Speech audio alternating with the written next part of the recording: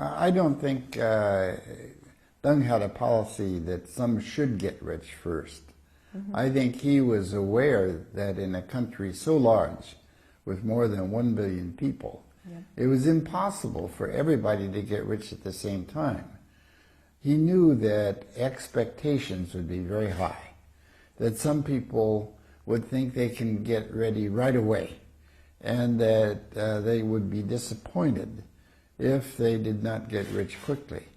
So his comment that some should get rich first was not a policy. It was a way of talking to the people and getting them to realize that they should not expect that everyone should suddenly get wealthy. I believe that when he started his policies, he understood that many cadres were afraid that after the Cultural Revolution, that anything they did could be criticized. In the latter part of the Cultural Revolution, so many cadres had been criticized that many of them were very cautious. Some of them concluded that the best way to get along is to do as little as possible and not to take initiatives. Deng Xiaoping wanted the local cadres to take initiatives, to do things. He said in Chinese, 希望他们敢做，我希望那个人敢做. So he wanted people to take courage. And if he had criticized every little thing, they would have been unafraid. They would have been afraid to take big steps. So he went lightly on cadres who would find ways to get rich a little bit themselves or to help their friends. He knew that if he criticized too much, then people would not be willing to have the courage to try new things and move quickly. And he wanted things to move quickly, and so they did. The way I see it is that in a period of rapid growth, there are so many changes and there are so many gray areas that it takes a long time for any country to go through that transition. If you look at the 19th century America, when we first had big railways, and we first had gold diggers, and oil, and some people got very, very rich very quickly, and formed monopolies. It took us many decades to develop rules and laws to adapt to the new situation. China, after 1978, grew and changed so rapidly that there was no way they could have clear rules in 10 years or 20 years. It is a long period of transition from the period of rapid growth to the consolidation into a country with rules and regularity. And China is still going through that transition because it has changed so quickly and is still not settling down yet. I think Hu Jintao already made a serious effort to deal with some of the problems. His 西部大开发, his program to develop things for the West, and to reduce and eliminate rural taxation, and to help local schools in rural areas, was already a very important step in recognition that they should now try to concentrate on the rest of the country. Even in the late 80s, Deng Xiaoping wanted to have some policies so that the wealth and progress on the East Coast and in the big cities would gradually spread to the other places. I think what is now needed is further, not only an attack on profiteering and on extreme wealth, but a better taxation system to reduce the extreme wealth and more regular rules about what people can do. Japanese companies were very successful in limiting how much the president of the company would make. And in most Japanese companies, the highest salaries and the lowest salaries are maybe 6 times, so that the person who is president of the company is not so rich as in China. But in China, the salaries were allowed to get much more extreme, and the riches from buying real estate and real estate speculation have just gone way too high. And there should be more effort to tax those very rich people and to limit the amount of salary differentials between the highest and lowest salary.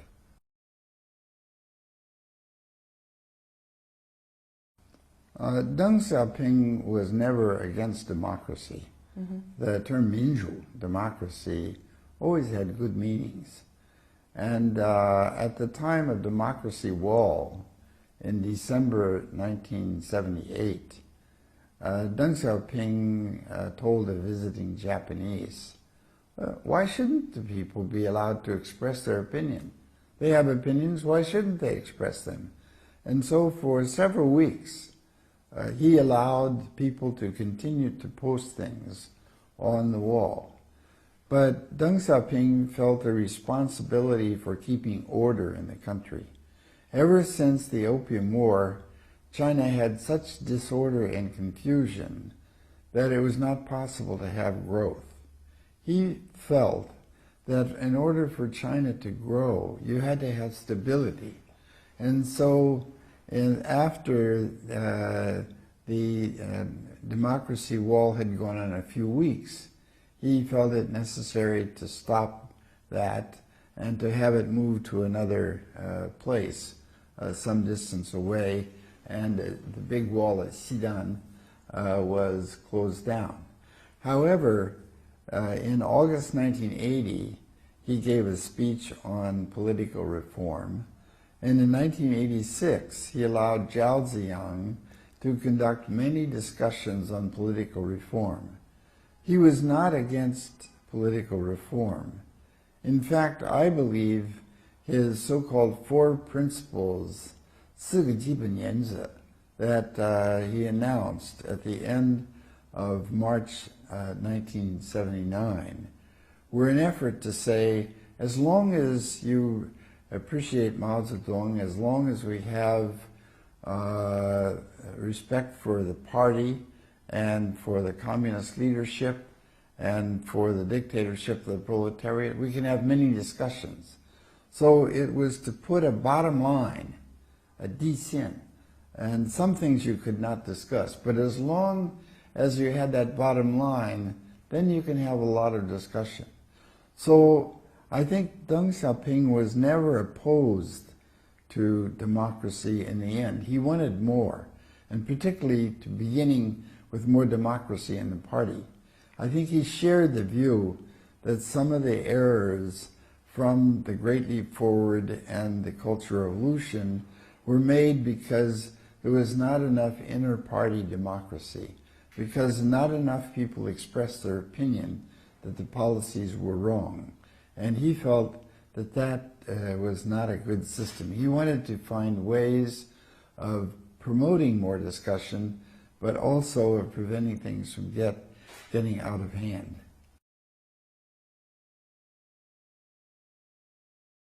Deng Xiaoping in 1978 realized that in preparation for opening and reform, to have fast development, it would be useful to have Japanese help.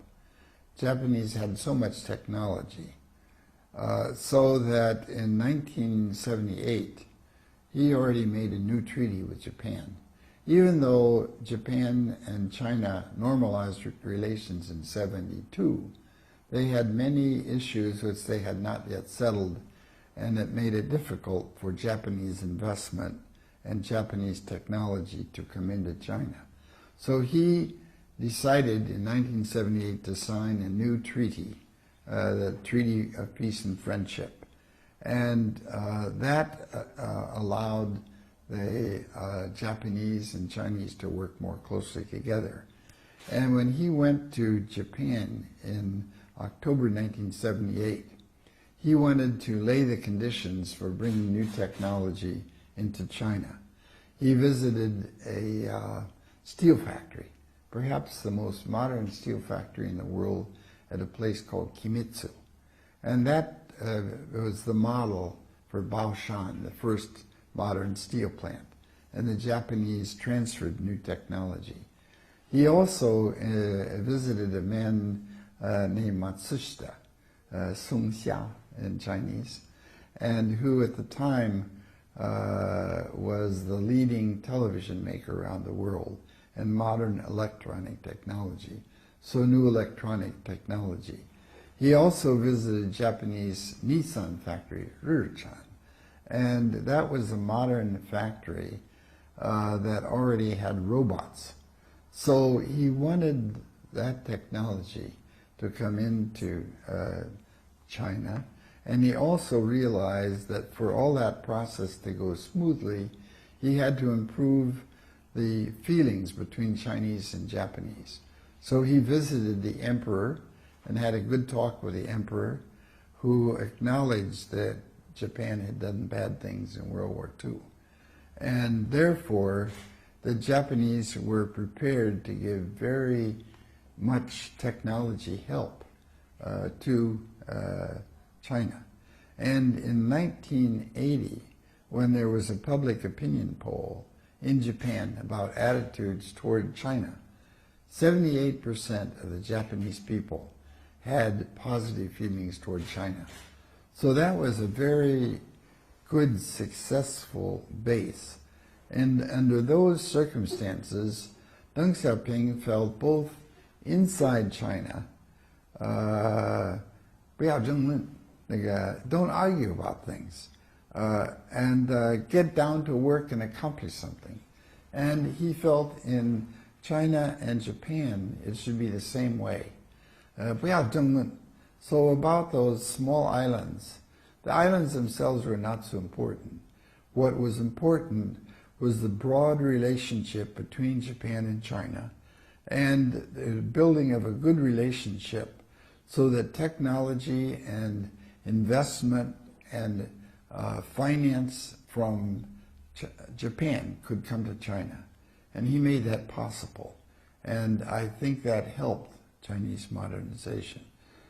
After 1991, 92, because of the collapse of the Soviet Union, there was no longer a strategic environment where the United States, Japan, and China were all allies against the Soviet Union. That had changed. So it was harder to be friends with Japan. But since that time, the tensions between Japan and China have grown.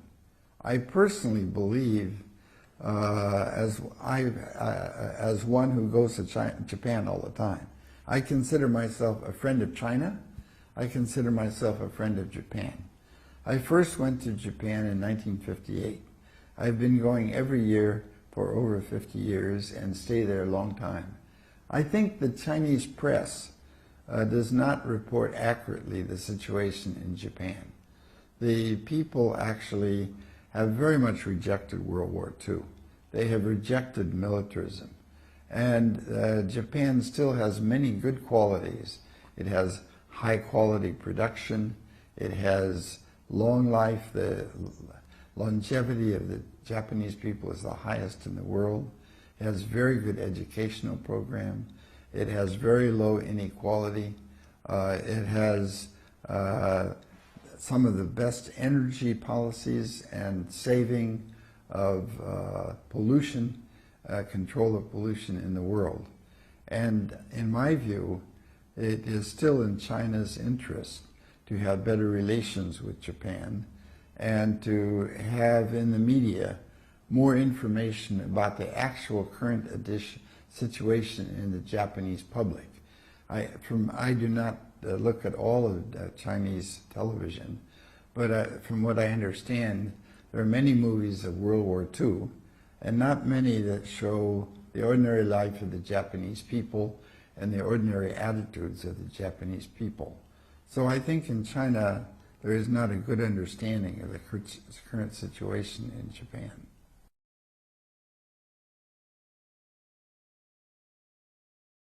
Of course, there are some old people who are still alive who remember the horrible things that Japan did in World War II.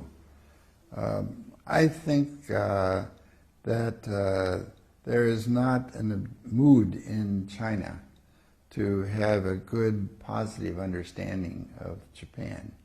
And in the case of Japan, when Japanese reporters report the experience, for example, when Chinese youth threw stones at the house of the Japanese ambassador in Beijing, that those pictures are shown in Japanese TV.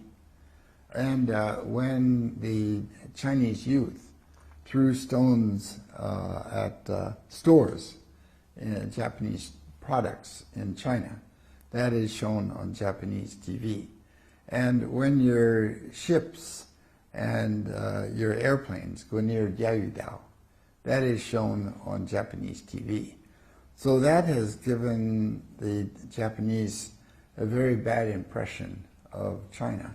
So now, if you do a public opinion poll, less than 10% of the people have positive feelings toward China. And in 1980, after Deng's visit, it was 78%. So I think the situation in China also has a big impact on how Japanese feel toward China.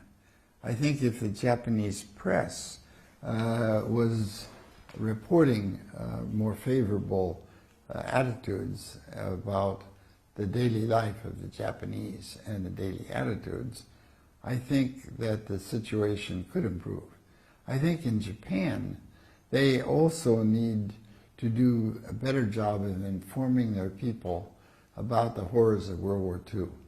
In fact, most Japanese realize they did bad things in World War II, and they know the horrible things, but they don't know the details. And I think the Japanese should do a better job. I say this in Japan also. They should do a better job of informing their young people about the horrors that happened in World War II, including Nanjing and in the Northeast and so forth.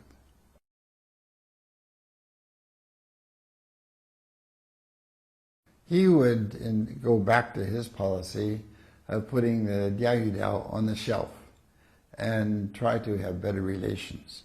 He would want more movies about daily life in Japan. He would want to promote more exchanges between young people and between local communities. And he would try to change the reporting in Chinese media so that there are more things about daily life and the accurate information about Japanese life so that they could improve the relations. After all, I think he is right that China and Japan live next to each other. In the long run, they cannot become enemies, and it is not in the interest of China to make Japan into an enemy. So I think that many Chinese people do not realize that their attitudes are encouraging more military spending in Japan. China is worried about that.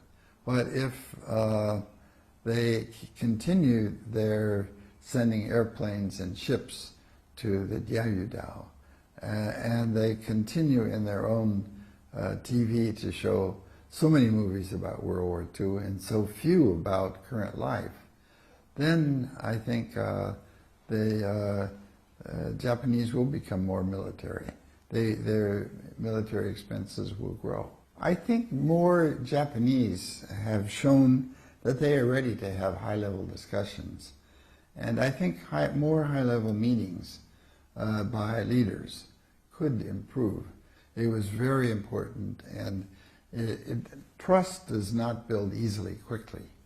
But I think that this year, for the APEC meetings in November, is the time when Japanese leaders will come to China. I think it is a good time for some leaders on both sides to meet. One Japanese leader, Futian, came to China recently and had some discussions. And a Chinese son of Hu Yaobang, Hu Deping, recently went to Japan.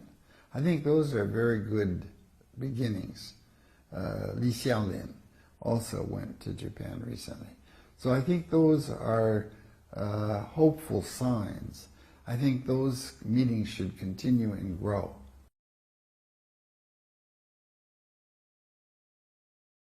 It is hard to say. My hope is that the high leaders of China and Japan, Xi Jinping and now Obama, can continue to have more talks. We are beginning to have military talks. These are very good signs. But American businessmen in Beijing are now very worried about the anti-monopoly. They understand that if China has problems with foreign monopoly, they can take steps. We would agree with that. We don't want, as our policy in our country, to have monopoly. But many American businessmen feel that that movement is now being used to discriminate against foreign business, to make it tough for all foreign business. And so therefore, they are not so optimistic about the future of foreign business in China. And I'm worried about that, because when our Congress makes decisions about China policy, the businessmen usually say, we want to have good relations with China. But if they become pessimistic about their future in China, then our Congress would be less willing to cooperate. So I see both tendencies now. Some tendencies at the top to have better relations, and some worries at lower levels, as some Chinese military who feel confident that ever since the Opium War they were oppressed by the outside world, that the outside world pushed too much on them, and that they want to now find a chance to get back. Finally, China is strong enough. We don't need to give in anymore. That attitude I can understand. But I think it could lead to dangerous confrontation that will lead to other countries. If China tries to show they are strong and tough, then other countries will respond by trying to show they are tough and strong. So in balance, I see both tendencies, and I hope that the tendency to cooperate at the very top by Xi Jinping and Obama, and by the military beginning to have real talks, and by scholars and exchange programs increasing understanding. I am cautiously optimistic that that side will turn out to be more important. But I see both tendencies now. Some toward more cooperation, goodwill, understanding, and some toward more tensions.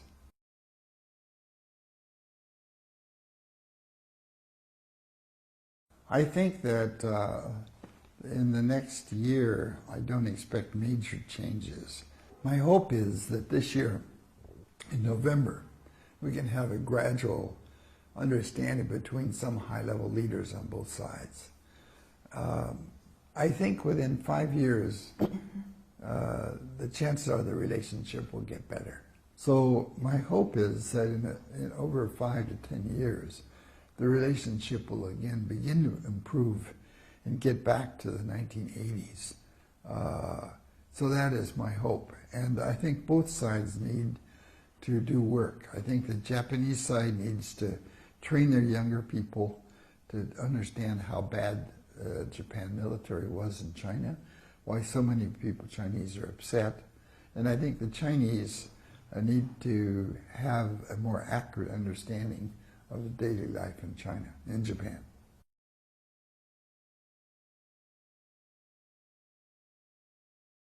I think it is natural that when you have opening of markets and opportunities, that many people will begin to think of themselves and their families rather than of the collective good.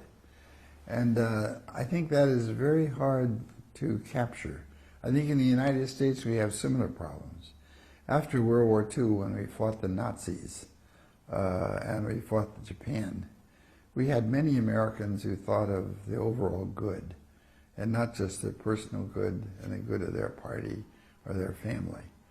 And there's no easy answer, but I think in China that the example of the leadership is very important. That if the Chinese public feel that the leadership is not corrupt, and if they feel they are working hard for the country, and that the local party leadership is working hard for the country, then I think they are more public-minded and less selfish and less egotistical.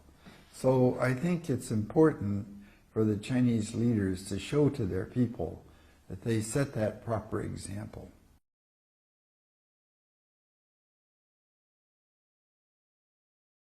I think at the early stage of economic reform, people were so poor, they had so little to eat, that they just wanted to concentrate on finding enough food and in getting a home and getting their children educated and getting medical care for old people and saving money for old age.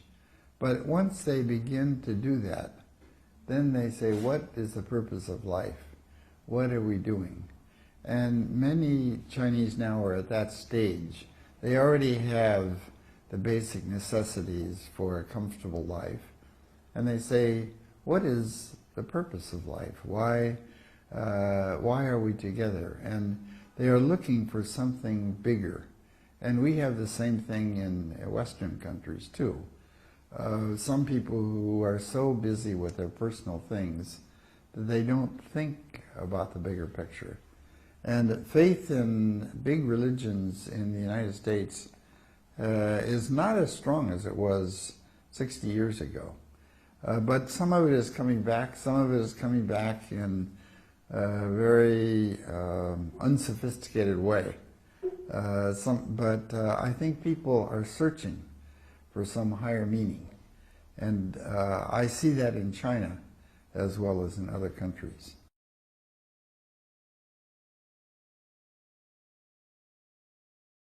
The idea of crossing the river by groping for stones is not unique to Deng. Other people said it before. It's an old Sichuan saying. And it was an idea before. And even in the 1950s, China is large enough so they had certain experiments. Even in something like carrying out land reform. You try it certain places and then expand it to other areas. I remember the expression 从店到县，从县到面. You try it in a spot, then try a bigger way, and then on a broader scale.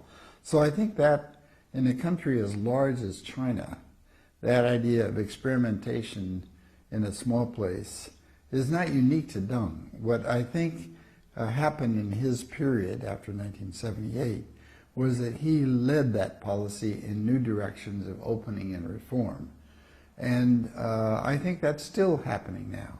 So even if China passes the United States in overall economic growth, in overall economic GNP in a decade or so, China still has the problem of adapting to the world. And the idea of experimenting still makes sense, whether China is large or small, because it has such a large population, such a large area. It's not like a tiny country. If a tiny country tries a policy, that's the policy for the whole country. But China is so big, they can still try things in certain areas and expand to others.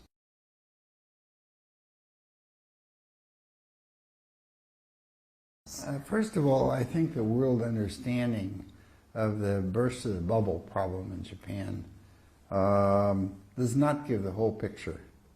I think most of the newspapers, stories about Japan, are for the people who want to invest. And so, with Japan, the economy not growing much, they say Japan is a failure, things they have not tried, and everything. But if you consider from another perspective, ordinary life in Japan is still very good. And now everybody has, over 90% have a good standard of living, have good health care, have long life, and have good education. So, and the inequality problems are getting a little worse, but not so bad. I think, in other words, that Japan is not as bad if you look at the whole picture of the society.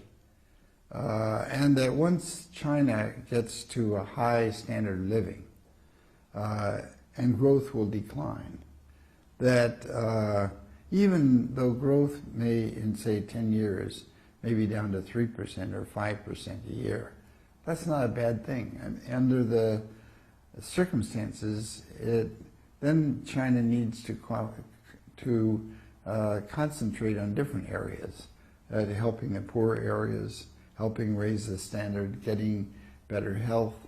And so economic growth is not the only thing in the world. And I think that there are some specific lessons about not letting the bubble get too big that the economic policy specialists can learn from Japan. I think that in the late 1980s, after the Plaza Agreement, the Japanese let the bubble economy get too big, and they should have managed it. But I think in many other ways, Japan has managed social developments and energy policy and environment policy in a very good way. And I think in all those areas, China still has things to learn from Japan.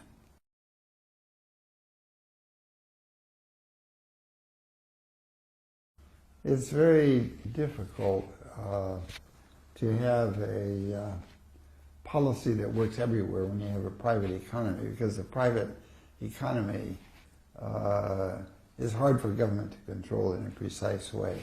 Mm-hmm. But I think if the government has enough money to give fairly good salaries to its workers and has moderate differences but not huge differences, and then can control the private wealth from getting too big.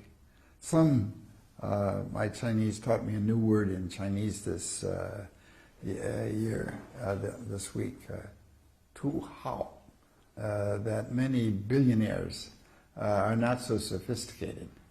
And I think that if you can put some limits on the amount of money that those people have, find policies, and then through taxation of those really rich people, and then use some of that money to increase the basic salaries of salaried workers for the government and for state enterprises, that would be a good thing.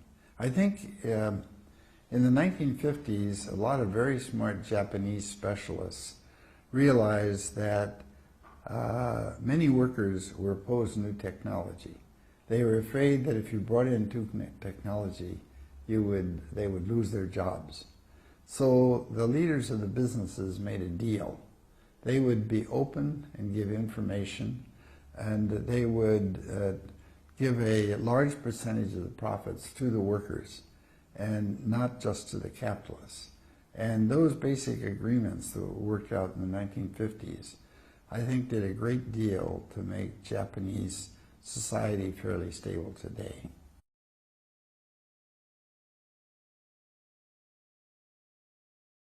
What I try to do when I look at an issue is consider the issue from all aspects, from the immediate people around someone, for the local groups who are there, for the broader society, for international relations, and for historical developments. I try to think about each of those. And I think if you start from the very broad picture of what happened in Chinese history and world history as a result of Deng and the leadership that he provided. He made it possible for China to enter into the world. It had always, in history, been a leader of Asia for several thousand years, but it had never joined the international institutions. And since the 18th century in Europe and North America, there were gradually new international laws and rules, and it grew greatly immediately after World War II. Deng helped guide China into that new world structure. He joined the World Bank, he joined the International Monetary Fund, he laid the basis for joining the World Trade Organization, and China benefited enormously from the international trade. So I think many young Chinese do not realize how hard that was. Some young Chinese think the problems now are so difficult, but they don't realize how difficult the things were in 1978. I know some of my Chinese friends from the left criticized Deng because he did not do enough to have equal pay between rich and poor, and he allowed corruption to grow too much. Some of my people allowed things to get too capitalistic. Some of my friends who are more right in China think that he did not do enough for democracy. And if he had done more for democracy and freedom, China would be better today. Maybe they are partly right. But if you consider the broad development, if you consider China after the end of the Cultural Revolution, when the society was so poor, so badly divided, the problems of bringing China into the world order, which all the leaders, Sun Yat-sen had failed, Chiang Kai-shek had failed, and Mao Zedong had failed, under Deng's leadership that happened. And he had extraordinary political leadership. So my in conclusion is that from the standard of the overall impact of the society he faced and what he accomplished, that there was an enormous change that was under his direction. And I do not see that any other Chinese leader at that time had the experience, the wisdom, the experience abroad, the experience in all kinds of areas in foreign relations and the economy and local government.